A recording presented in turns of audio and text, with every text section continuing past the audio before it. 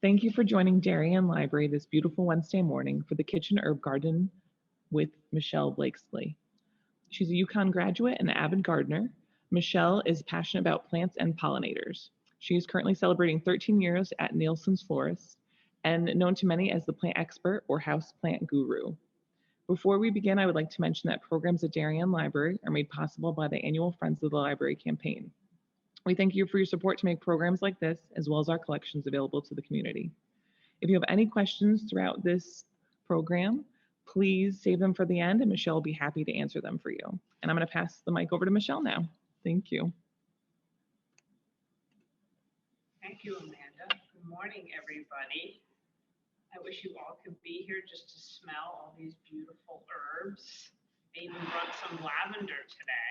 So the premise of today is to kind of get people interested in herbs. And if you've never grown herbs, it's a fun way to grow herbs, whether or not you want to use them for culinary purposes or just kind of let them grow and see how they develop into our wood container that we're going to be planting up today. But don't forget that the library has a great wealth of information, and these are just some herb books that I went over and pulled, and they've got recipes, so you can certainly gather up a lot of information at the library.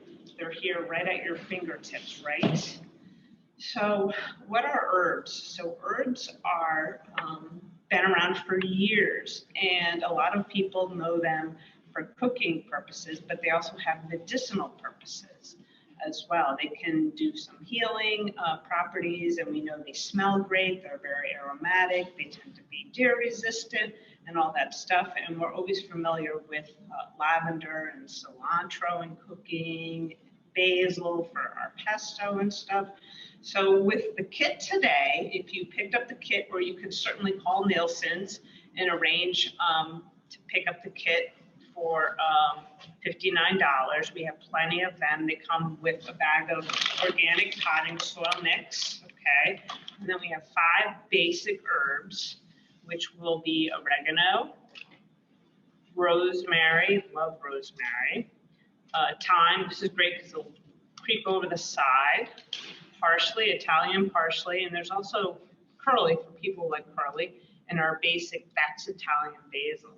I love all this stuff. So these are the 5 herbs that I have selected for everyone today because they're common. Everybody kind of cook with these everyday stuff. And I'm just going to talk a little bit about containers.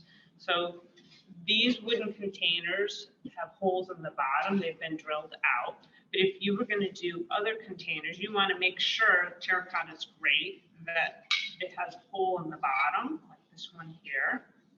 And what you want to do for terracotta or plastic is always make sure you put some stones in the bottom, stones or broken terracotta shards. We all have old terracotta pots, right? So just put a few of those in the bottom, and then you would add your soil. So these are some of the common things would be wood containers, terracotta, very popular, plastic, and ceramics, as long as they have a drainage hole. So that's kind of like the basics. And then sun. Herbs need good amount of sun. We like to say 6 or more hours of sun. And by planting them in containers, we can actually move this container to where you have the most sun. Now, if you're going to be growing it in the kitchen, as our kitchen garden in the house, find a room that gets the most light. Okay, we're talking at least a couple of hours of sun. And herb can be grown year-round in the house. That's amazing, right? And people say, where am I going to get herbs in the middle of winter? Believe it or not, it's so easy to do your own seeds. But sometimes the food stores will have small little plants like this. And you'll see them a lot of times, some of the basic ones. Okay, so we kind of covered the lighting situation, the containers, using organic soil. So I'm going to kind of jump into this. And as I'm planting along, I want everyone to, you can see how I do it. And the first thing you want to do is open up your bag of potting soil mix. And if you don't have garden gloves, you're going to get your hands dirty, but not a big deal. I've got some garden gloves here. Helps keep your nails clean, right?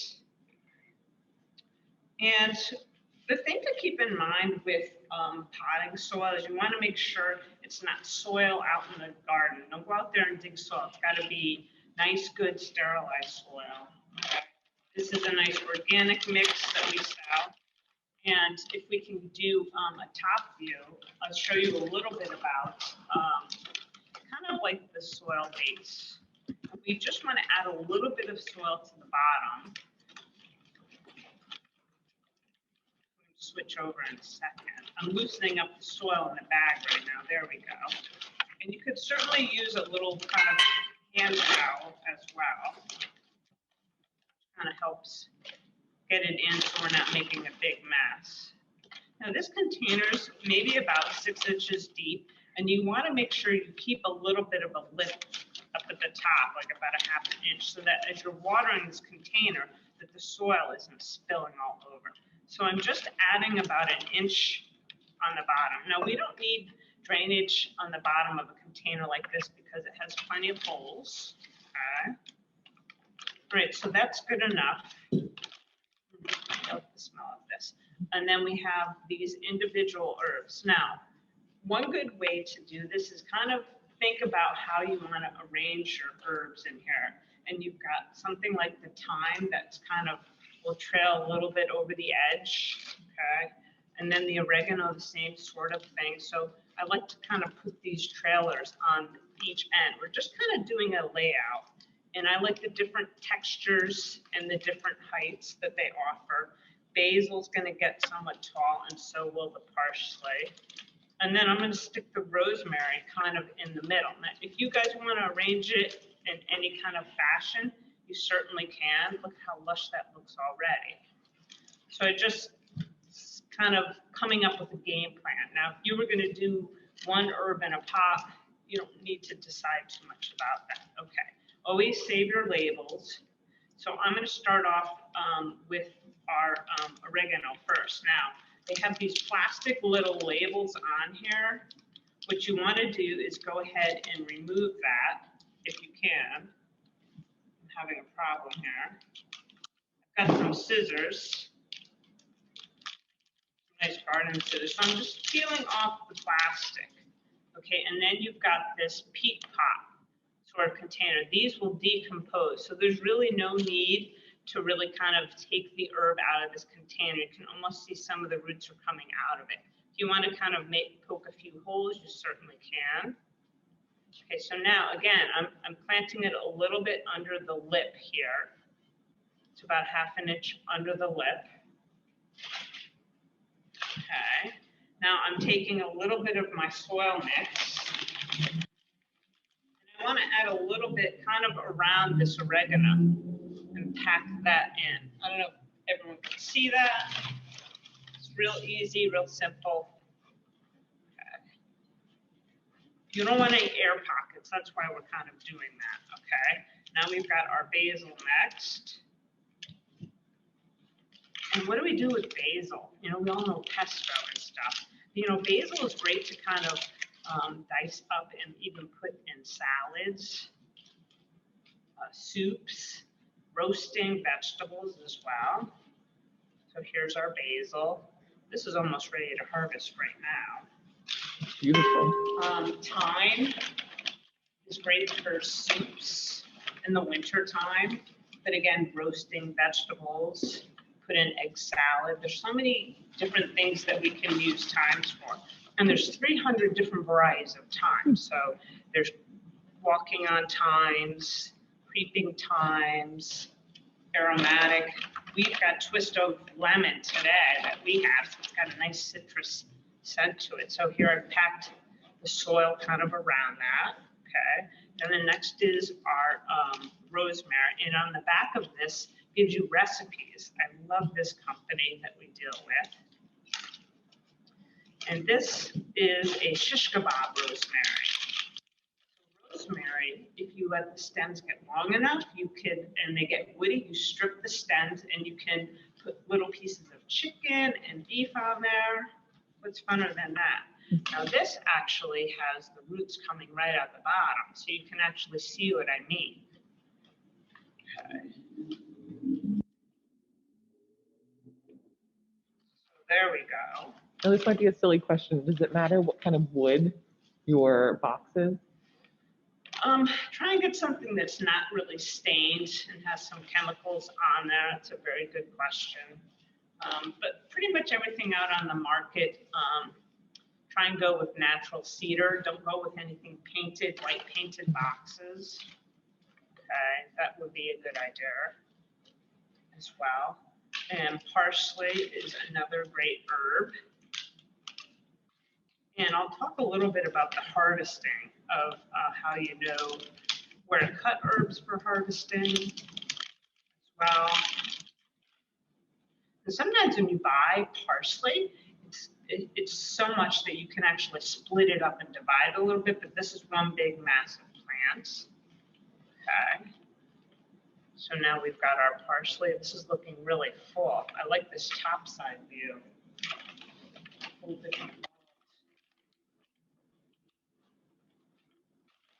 And, you know, a lot of times when we're grilling, if you're grilling steaks, you can make this wonderful compound butter where you're doing parsley, chives, and rosemary, and you can kind of infuse that butter and let it sit overnight.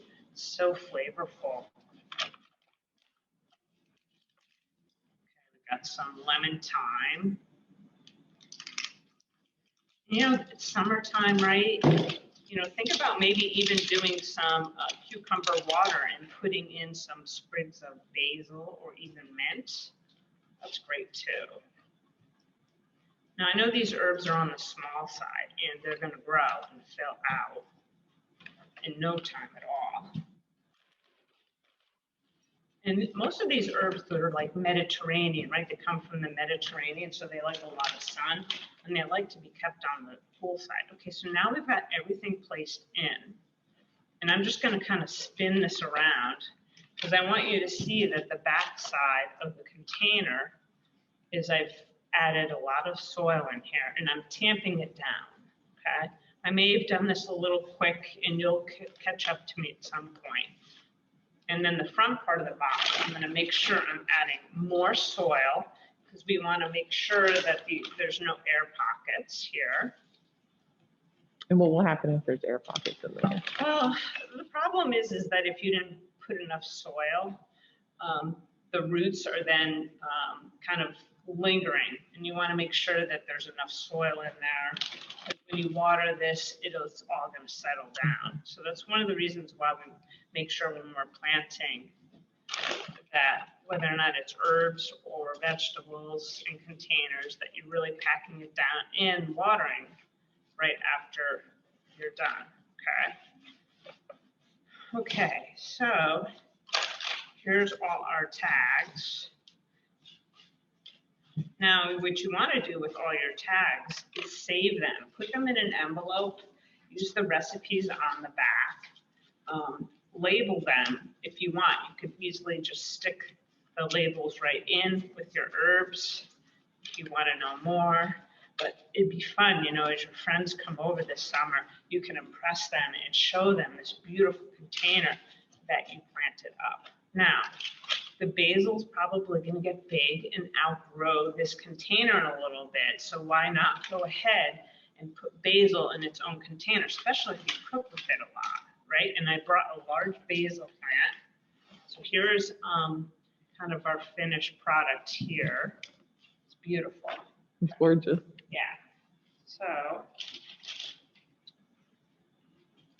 I'm going to show you. Do you want to go to the other view? You got it.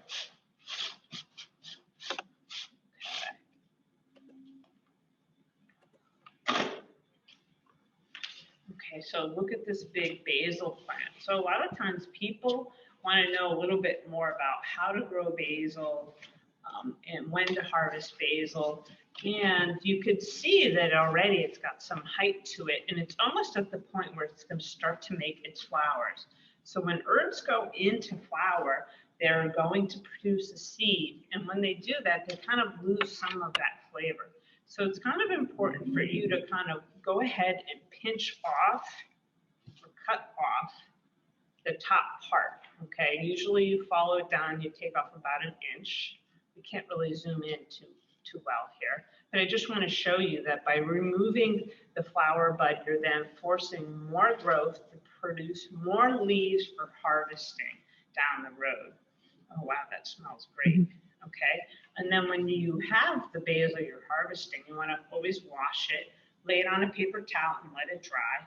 But if you have bigger stems, a good way to kind of keep this in the fridge is go ahead and clean off the stems and put in a little cup of water and put it in the refrigerator, okay? Then they're gonna last for about a week. You know, that's oregano, whatever it is, parsley, and it's quick at your fingertips. By doing these herbs in containers, a lot of times you could put it right by the back step. You could just walk right out and get what you want. Instead of putting it in the garden, if you put it in the garden, you've got to deal with maybe a bunny eating it or the weeds kind of taking over. So this really big terracotta pot is perfect size for this basil. And it's got 3 little basil plants in here. And again, we put our terracotta shard in the bottom, okay? And this is grown in a plastic container, so I just want to show you what you should do if you have herbs that are grown in plastic. You know, kind of squeeze the container, take it right out.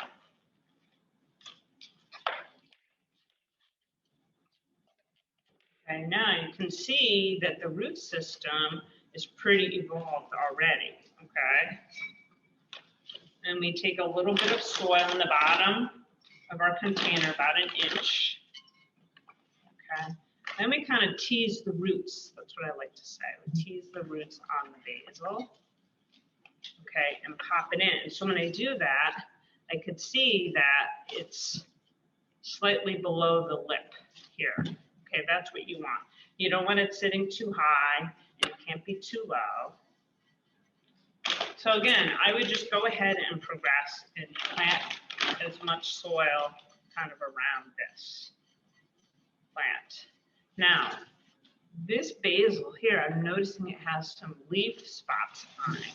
And this is kind of common later on in the summer when we have the humid days and it's hot. It's kind of like a fungus. Maybe you've overhead watering. So you always want to water your herbs at the base and try not to do any overhead watering. If you see some of this, you can certainly pluck off the leaves, okay, or get a basic organic fungicide. And there are some on the market. We sell some too. But you know, you have to think, I'm using this for cooking purposes. You really don't want to be using things if you don't need to, okay? So just by mechanically moving disease stuff is one way you can kind of avoid or cut down on fungus issues. And then those pesky Japanese beetles, they are always around.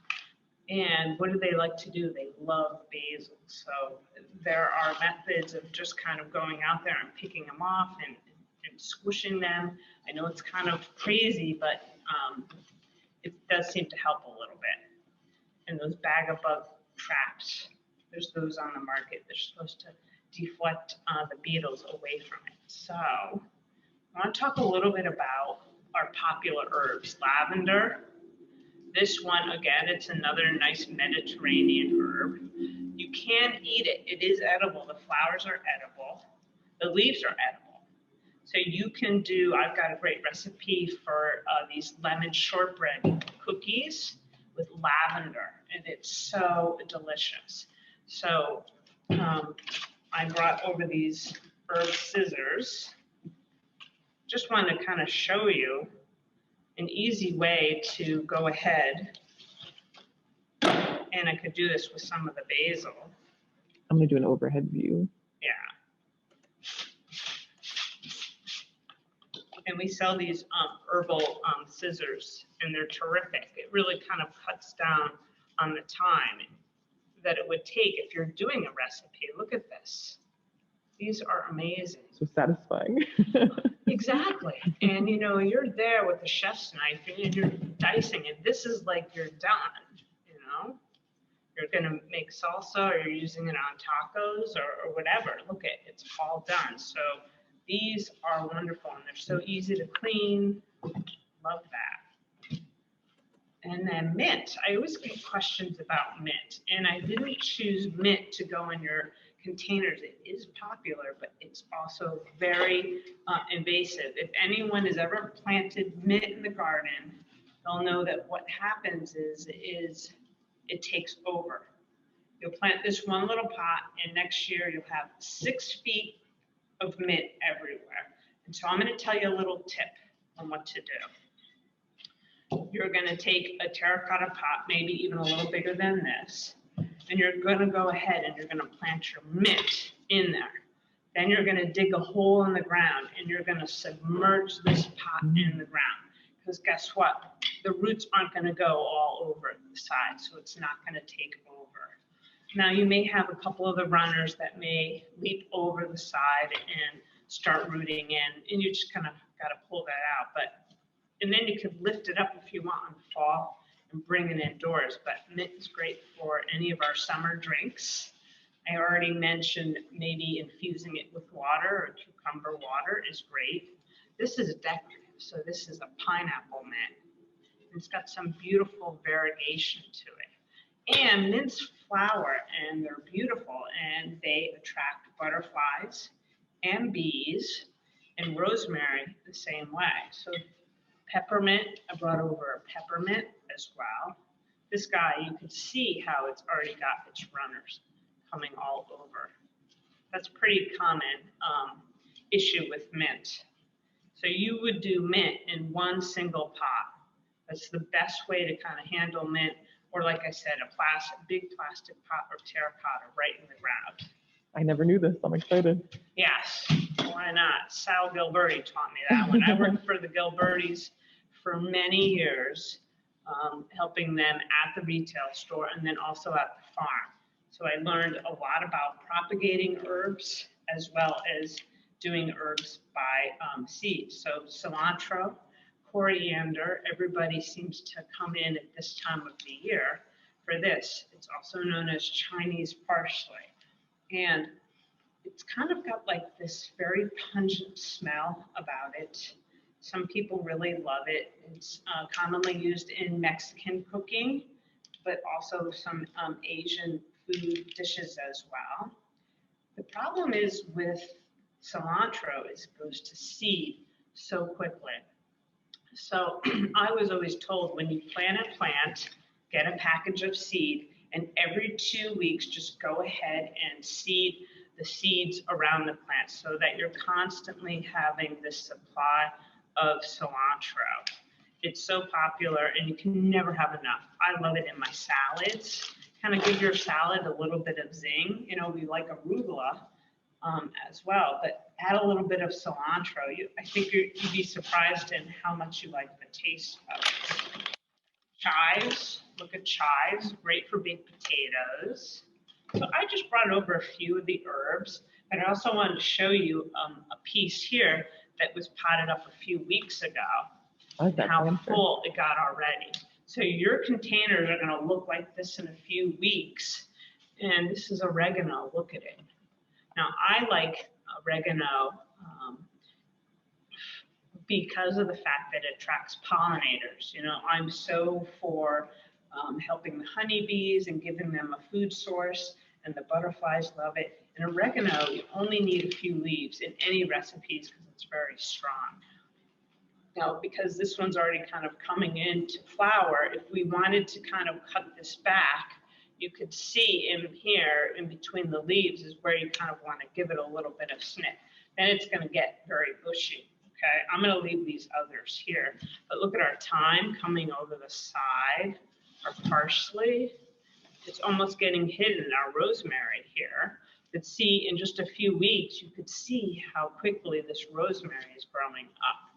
And if you keep this container long enough, you're going to have it for the fall. We always think about our cooking around Thanksgiving time, and all these herbs are perfect to cook year round. So the takeaway today is make sure that you are trying herbs because they're fun, and They don't need much water. I know we didn't talk too much about the That's what my water question was. aspect of things. But if we go back to our window box, I want to kind of show you quickly. They don't need much water. So right now, maybe just once a week because they're not developed. But as the season progresses, you want to kind of do it probably every other day. Now, is there a certain time of day that's best? And is there a certain temperature of the water that's Okay, so lukewarm water is always best than ice cold water, especially in the house in the wintertime. You don't want to use ice cold water. We don't like ice cold baths, neither do the plants. So lukewarm is always best. Mornings are always best, and avoid getting any water on the leaves. We already kind of talked about that. So you want to always water at the soil surface. And I'm doing this slowly, and you should too, because you want it to kind of go down slowly. Okay. And you don't need much. Like this is a half a gallon water tank. I would say a container like this probably only needs about 2 cups of water. And as these plants grow and mature, like I said, you're going to kind of increase the frequency, but always be consistent. So if you're going on vacation, make sure someone is taking care of this container for you, because you don't want to come back and it's dead, or move it to a partially shaded area where it's not getting so much direct sunlight. So yes, 5 hours of sun, have fun with it. Come explore all the herbs that we have. So we have lots of herbs, but I hope this kind of opens your eyes a little bit on how to use them for culinary purposes as well as decorative purposes. So thanks again for Darien Library having me today, and hope to see everybody again. Thank you.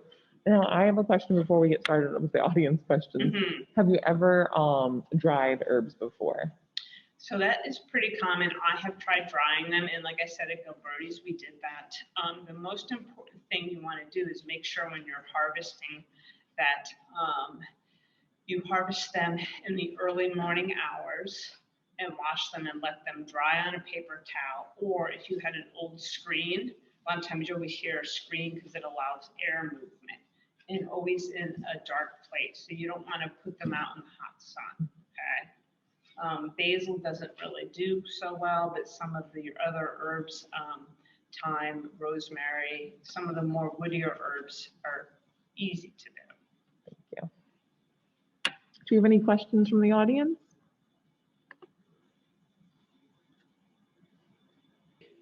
This is a parsley here. A great way to harvest this is just follow the stem all the way down. How do you know if you're overwatering your plants?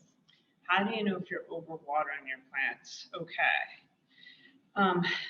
If the soil is constantly wet, the plants, the roots can't breathe, and a lot of times they have almost like a wilted appearance that they're just drooping over completely, and they're stunted in growth. It's a lot different than a plant after you water it. It kind of comes back up to life, but if it's constantly kind of moist and the soil smells kind of funky, that's too much water. A good way to check is stick your finger in your containers, stick it down, and if your finger comes out with a lot of soil, it's wet. Let it go a few more days, you know. It's kind of easy, like baking, you know, testing a cake, you know. So always check things before you water, number one, and then once you kind of get into a regimen, it should be pretty easy for everybody. And someone wants to know if the plants and soil are organic, do you have to wash everything still? Oh yeah, definitely. And I think that's a good reason to say that you don't know what insects are flying by or birds or whatever. It's just a cleanly, you know, let's be clean about everything, sure. Okay, so what's going to be appropriate for the amount of sun? Sometimes people that have afternoon sun, let's say they get in the morning for an hour, and then later on in the afternoon from like 3 to 5, it's hot and blazing.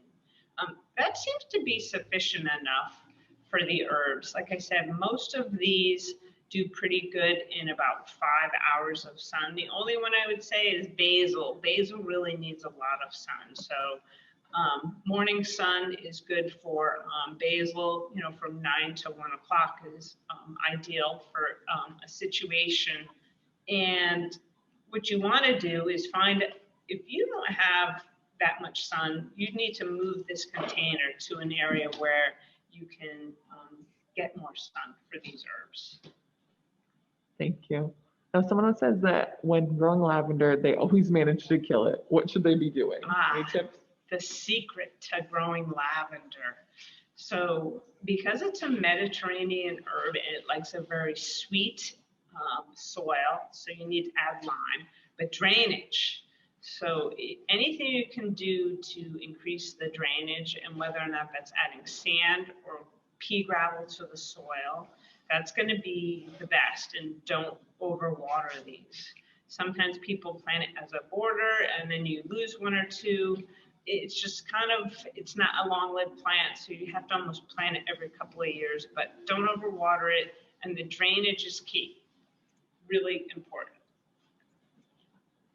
If you're growing them organically and you don't have any insect issues and it's green, I think it would be fine. But I think I always come home from the food store and I wash everything, my fruits and vegetables. I guess it's just a normal habit. So kind of cold water under the sink, and then you could, especially if you're doing like parsley, big stems, is kind of give them a shake and let them sit on a paper towel, or dab up that paper towel, and then you're ready to kind of use your garden shears and shear it and dice it up, or put it in a roasting pan with potatoes, right? Rosemary potatoes, everybody loves that. Someone said, thank you so much. The herbs look wonderful. They smell great. They smell wonderful. Thank you, everyone. If anyone has any other questions, please feel free to speak up. And if not, we'll say goodbye. Have a great day, everyone.